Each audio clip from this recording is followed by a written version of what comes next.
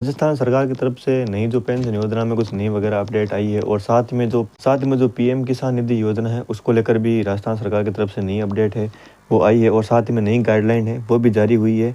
और साथ में जो फसल मुआवजा है किसानों को उसी के लेकर भी कुछ नई है अपडेट वही है जिसका मैं इस वीडियो में आपको कंप्लीट जानकारी है वो देने वाला हूँ। और साथ में दोस्तों आपने जो स्क्रीनशॉट वगैरह मुझे शेयर किए थे पेंशन योजना के रिलेटेड, जो आपकी पेंशन अभी भी पेंडिंग या प्रोसेसिंग में दिखा रही है, तो उसका जल्दी सोल्यूशन है मैं आपके लिए लेके आने वाला हूँ। मैंने बहुत सारे भाइयों ने मुझे स्क्रीनशॉट इंस्टाग्राम पे और टेलीग्राम चैनल पे सेंड किए हैं। जल्दी मैं आपका उसका सोल्यूशन है वो लेके आने वाला हूँ। हेलो दोस्तों, मेरा नाम है नेमी चंद, आपका स्वागत है हमारे यूट्यूब चैनल में। अगर आप हमारे चैनल पर नए हो तो चैनल को सब्सक्राइब कर लीजिए और बेल आइकन को ऑन कर लीजिए। साथ में दोस्तों अगर आपको हमसे किसी भी प्रकार की शिकायत है या फिर आपके मन में किसी भी प्रकार का डाउट है तो आप हमारे टेलीग्राम चैनल से जुड़ सकते हो या फिर आप हमारे व्हाट्सएप ग्रुप से भी जुड़ सकते हो। लिंक डिस्क्रिप्शन में आप वहाँ से डायरेक्ट ज्वाइन है वो कर सकते हो। चलिए दोस्तों वीडियो शुरू करते हैं और सबसे पहले बात कर लेते हैं कि किसान मानधन योजना में क्या नया है वो अपडेट देखने को मिला है। जैसे कि आप दोस्तों स्क्रीन पर देख सकते हो, प्रधानमंत्री किसान मानधन योजना के आच्छादित 60 साल से ऊपर के महिला पुरुष किसानों को हर महीने 3,000 रुपये है जो सरकार है वो देने वाली है। आप देख सकते हो ये 17 फरवरी का जो न्यूज़पेपर है उसमें आपको ये ऑफिशियल न्यूज़ है वो देखने को मिल जाएगी और ये पत्रिका में भी आया हुआ है, आप इसको देख सकते हो। जो 17 तारीख की पत्रिका है आप उसमें डायरेक्ट है इसको देख सकते हो अगर आपको ये न्यूज़ वगैरह फेक लग रही है तो इसमें मतलब ये बताया जा रहा है कि हर महीने 3,000 रुपये तक पेंशन है वो किसानों को मिलने वाली है जो किसान 60 वर्ष से अधिक है, जिनकी एज हो चुकी है। तो ये सरकार की तरफ से बहुत अच्छी और बेहतरीन योजना लगी है मुझे, क्योंकि किसानों को 3,000 रुपये पेंशन या फिर सहायता मिल रही है तो उनको काफ़ी फ़ायदा है वो होने वाला है।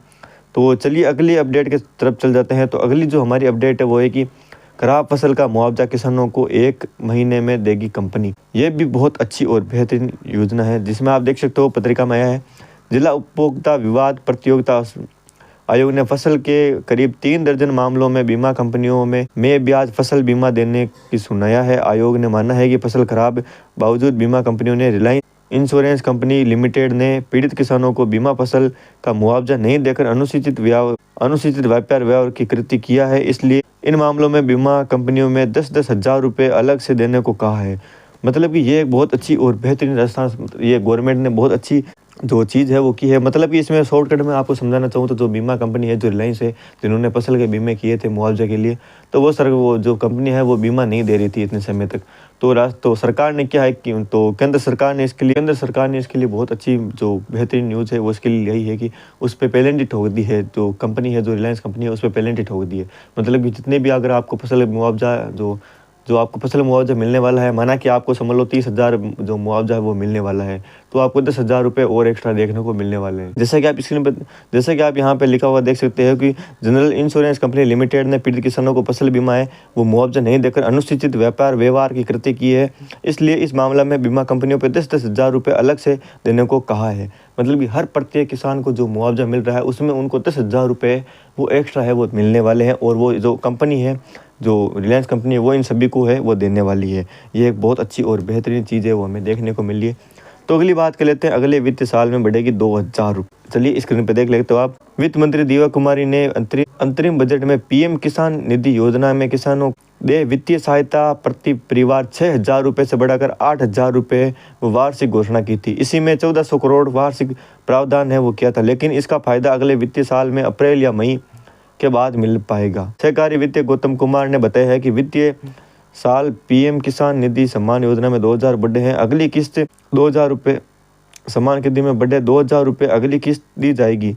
इसके लिए विभाग प्रक्रिया शुरू कर दी है। पीएम किसान सम्मान निधि में सभी किसानों को जोड़ने का प्रयास है वो कर रही है। ज़्यादा से ज़्यादा इन किसानों को वित्तीय सहायता है वो देने की कोशिश है वो राजस्थान सरकार है वो कर रही है। तो ये भी एक दोस्तों बहुत अच्छी और बेहतरीन चीज़ है वो राजस्थान सरकार की तरफ से आई है। तो अभी जो मुख्य चीज़ है उस पर बात करते हैं पीएम सम्मान निधि पे। लोकसभा चुनाव में 11.19 लाख किसानों के घरों में जाकर की जाएगी eKYC। मतलब कि अभी जो किसान सम्मान निधि की जो योजना चल रही है जिसमें जो पैसे हैं वो बढ़ाए गए हैं, तो उसमें क्या हो रहा है कि बहुत सारे लोगों ने अभी तक eKYC वो नहीं करवाई है, जिसकी वजह से उन्हें वो पैसा है वो नहीं मिलने वाला है। जब तक आप इसमें eKYC है वो नहीं करवाओगे तब तक आपको पैसा है वो नहीं मिलने वाला है। तो इसके थोड़े पॉइंट ऑफ व्यू जो मेन पॉइंट है वो हम पढ़ लेते हैं।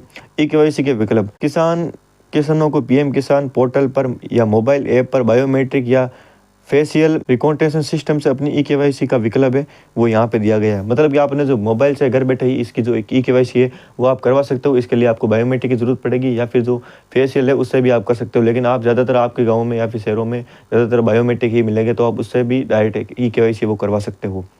मतलब कि आपको जो पेंशन की किसान सम्मान निधि पेंशन जो योजना मिल रही है, जिसके पैसे आपके खाते में आ रहे हैं, तो उसके लिए आपको ई-केवाईसी वो करवानी पड़ेगी। जैसे जन आधार ई-केवाईसी हो रही है, उसी प्रकार के ये ई-केवाईसी है वो भी आपको करवानी पड़ेगी।